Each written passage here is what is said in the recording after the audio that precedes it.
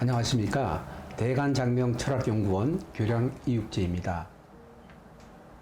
안녕하십니까 선생님. 네, 안녕하세요.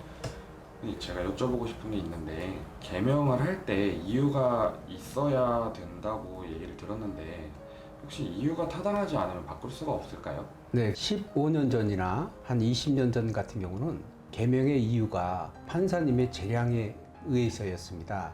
판사님이 너 왜 이름을 바꾸지? 너 이름 바꿀 수 없어. 이건 정상적인 이름이야. 이렇게 반려되는 경우가 있었는데 유비쿼터스 세상이 많이 바뀌었죠. 그래서 지금은 판사님의 재량보다는 법원에서 요구하는 서류들이 있습니다. 요구에 합당해서 그 서류를 준비한다 하면 개명이 쉽게 허가되는 것을 볼 수 있습니다. 그래서 이름이 나빠서 개명한다 이런 이유보다는 필요한 서류 요걸 좀 준비해서 법원에 제출하시면 서류에 의해서 이제 개명이 되는데 서류 여건이 충족 안 되는 사람들이 있습니다. 예를 들어 오타를 낸다든지 고비 서류를 준비 안 한다든지 특히 제일 꼼꼼하게 챙기셔야 될 부분이 서류 작성 시 오타 부분 이런 부분인데 그런 부분을 맞게 제출한다 하면 개명이 쉽게 될 수 있고요. 그 다음에 그게 좀 불안하다, 시간이 없다, 또 한 번 기각이 되면 다시 서류를 제출하는 그 기간이 필요합니다. 그러면 이제 왔다 갔다 이런 시간이 많이 들어가게 되고 그게 번거롭다 싶으시면 법무사를 통해서 하시면 되는데 예전에는 법무사 비용이 굉장히 고가의 비용을 받았는데 요즘은 많이 보편화돼서 적절한 가격으로 개명하실 수가 있으니까 본인이 직접 해야 되겠다 하면 인터넷 들어가시면 개명에 대한 서류 만드는 법 이런 게 자세하게 나와 있습니다. 그렇게 하시는 방법이 있고 고비서류도 다 알 수 있습니다. 이렇게 하시는 방법이 있고 그게 만약에 번거롭다 싶으시면 법무사를 통해서 하시는 것이 가장 편안합니다. 그래서 이름이 이상한 이름이다, 듣기 나쁜 이름이다 이렇게 해서 개명이 되는 것이 아니고 만약에 본인 이름이 뭔가 스트레스를 받고 있다, 안 어울리는 것 같다 이런 생각이 든다 하면 고민하지 마시고 자기에 맞는 이름을 받으신 다음에 그 이름 가지고 개명을 하시면 개명이 예상보다 어렵지 않게 될 수 있습니다. 선생님 그러면 서류 준비만 되면 이유는 따로 없어도 개명이 무조건 가능한 건가요? 그건 가능하다, 가능하지 않다는 제가 답변을 드린 것은 그거는 법원의 판단도 있고 하니까 일단 가능성이 높다 이렇게 답변을 드리는 게 맞겠죠. 예를 들어 집에 지은 이름이라든지 혹은 이런 이름으로 인한 본인이 스트레스가 있다든지 그런 걸 간략하게 적어주시면 되거든요. 근데 그 이름이 제가 불용 한자를 썼기 때문에 그렇다, 뭐 이름 자체가 누가 안 좋다 하더라 이런 거는 굳이 사유에 해당되지 않을 수 있거든요. 그래서 처한 현실을 갖다가 그냥 간략하게 표현하는 정도, 또 그 내용이 굳이 길 필요가 없습니다. 개명에 대한 사료가. 그래서 개명하신 서류를 보면 직접 하신 경우는 내용이 길지 않거든요. 필요한 내용을 간략하게 적어서 제출하시면 됩니다. 구비 서류는 꼼꼼하게 챙기셔야 되고요.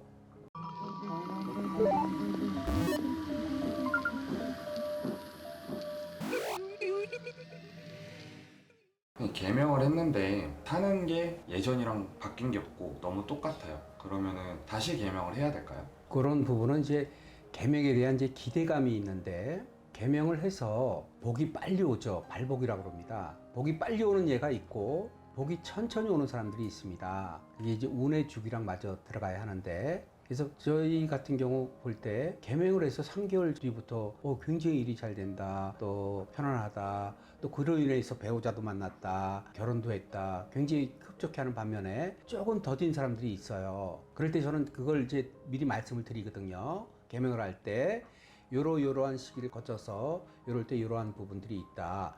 그래서 그 기대치에 대한 말씀을 드리는데 이제 그런 거 없이 개명을 하면 모든 일이 다 풀리는 것처럼 이렇게 믿고 개명을 하는 사람들 같은 경우는 개명을 하고 나서 마음 많이 졸입니다. 우리가 나무를 심고 가꿀 때 모종을 해서 나무를 옮겨 심습니다. 그러면 이제 처음에 기대감이 있으니까 물도 주고 보고 물도 주고 이런 걸 갖다가 좀 기다려줘야 되는데 급한 마음에 빨리빨리 하는 사람들이 있습니다. 그렇게 되면 그냥 일정한 물을 주고 일정한 시기가 있어야 되는데 바로 물 주고 기다리고 물 주고 기다리면 나무 뿌리가 썩습니다. 계명이 그렇습니다. 계명에서 바로 어떤 일들이 좋아진다 이런 것이 아니라 일정한 시기가 있거든요. 그런데 내가 계명에 대한 기대가 크니까 내가 왜 일이 안 풀리지 이렇게 고민하고 번민하고 하다가 다시 계명을 해야 되는 거 아닌가 이런 사례가 있는데, 계명을 하면 일정 기간이 필요하다, 빠른 사람도 있다, 요걸 알고 가시면 계명으로 인한 스트레스가 조금 덜할 것이고요. 다만 이런 경우가 있습니다. 계명을 했는데 방향성이 틀린 경우가 있죠. 이런 경우는 즉 봄에 필요한 옷을 입어야 되는데 이름이 겨울에 필요한 옷을 입었다든지,